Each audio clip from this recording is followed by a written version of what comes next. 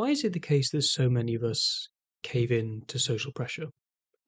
And the social pressure I'm talking about is the kind of pressure you might experience when you're in a debate, in a conversation with a friend, or maybe it's not even a friend, maybe they're strangers, or it could be that we see it with politicians engaging in debates on live television. But why is it the case that so many of them will cave in the event of them being labeled as something undesirable, as something that they don't want to have any associations with? A good example of the kind of labels I'm referring to are the kind of labels that we used during the 2016 EU referendum vote here in the UK. Many people, if they were in favour of Brexit, would often be labelled as either ignorant in economics, it could be that they were labelled as even racist in some cases. It went both ways. On the people arguing to leave the European Union, there were many people who argued that people who were in favour of remaining were simply out of touch, simply not aware of the problems that many ordinary people faced. And it goes both ways, and it doesn't just come up in the EU referendum debates, it comes up in politics time and time again. And not just in politics, but I think broadly on issues of what one should do, which is ethics. But why is it the case that in the event of us being labelled as these things, we end up caving into this sort of social pressure, this kind of intimidation tactic? Well, luckily for us, Ayn Rand gave us the very answer to this at the end of her essay, The Argument from Intimidation. Now, I've already done two breakdowns of this essay, not the whole thing, of the first two parts, and this video will be tackling the third. If you are interested in seeing the breakdowns for those first two parts of the essay, then by all means click the link for them here, or maybe even here for the second one. Not too sure. We'll do it all in the editing room later on.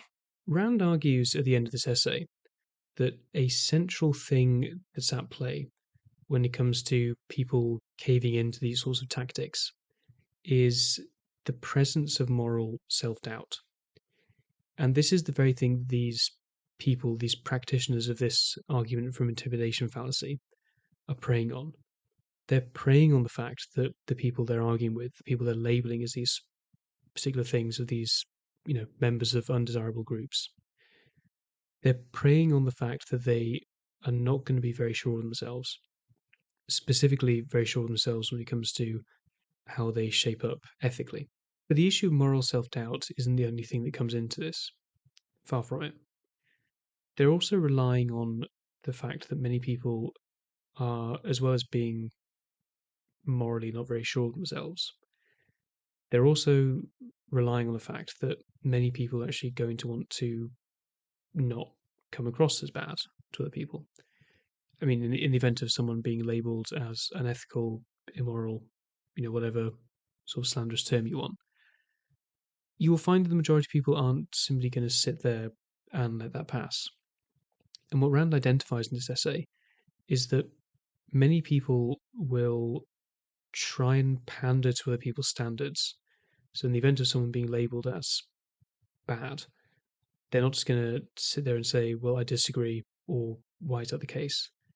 Many people will actually, understandably, take offence to that, and they'll try and rectify it, and they'll try and ensure that they come across as better in the eyes of the person who's making that accusation. And you might sit there and think, yeah, that's understandable. I don't want to be labelled as bad. I don't want to offend other people. What exactly is wrong about that? Well, the essential thing that's wrong about that is that these people who use what Rand calls the argument from intimidation, they're not actually providing you with step-by-step reasoning for why a particular position is wrong, whether it's a position that you hold or whether it's a position they want to bully you out of even considering holding. And that's the crucial part. They're not providing you with a reasoned argument in favour of it. And that's precisely what an argument is meant to be. If you're arguing for a particular position, and if you want to do it well, if you want to do it on sound reasoning, then you've got to go through a step-by-step process of reason in order to arrive at that place. And this is precisely what they haven't done. But what they've instead done is they've substituted morality for intellectual argument. Now, This doesn't mean to say that they are trailblazers, that they're the first people to have ever replaced morality with intellectual argument or included morality in the equation. On the contrary, morality does play a very important role in intellectual issues, but it has to be an end product of intellectual arguments. It can't precede them. And this is exactly what these people who are using these intimidation tactics end up doing. And they deprive you of an actual step by step reasoned basis for their positions and the conclusions that they draw. Instead, what they offer is almost a moral hit and run. They're not doing the necessary work that these kinds of positions demand. This then begs the question, how should you respond to these sorts of intimidation tactics? Is there anything you can do beyond just saying, I disagree, or why? And those are definitely valid starting points. But in the event of you saying that you disagree with someone, the only way in which you can properly tackle their claims is by being absolutely certain down to the fundamentals of your argument why it is the case that you are right. It's not enough to be right, you actually have to know why it is that you are right, if you are even right in the first place. What Rand says here is actually quite funny. In the event of these intellectual charlatans being encountered with someone who is morally self assured of themselves, she says that what you often find is that these people will actually tend to withdraw from arguing on moral grounds very, very quickly, and sometimes even going as far as saying, well, we shouldn't be moralizing intellectual discussions. Only in the event of them being encountered with someone who's actually morally self assured. So, in short, moral clarity is the nemesis of these people who are employing these fallacies, these smear tactics in order to silence debate. It's an equally important thing to remember. The nemesis of the person who isn't sure of themselves, who isn't absolutely certain about the moral footing they stand on of their arguments, their nemesis is going to be the argument from intimidation. And that's important to remember. Only when you actually are certain of these things should you really be arguing for them. And we've all been there. We've all been there when we argue for something, and you realise some way into the debate that you've really lost it, and there's no way to recover from this. And maybe it is the case that you're right, but your opponent clearly knows a lot more than you do, or maybe even marginally more.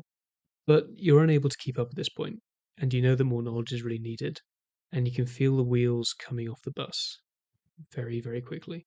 This is avoidable. It just requires a lot of work.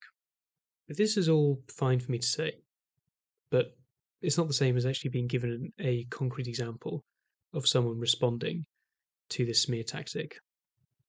And a really good example that Rand points to is that of Patrick Henry in 1765.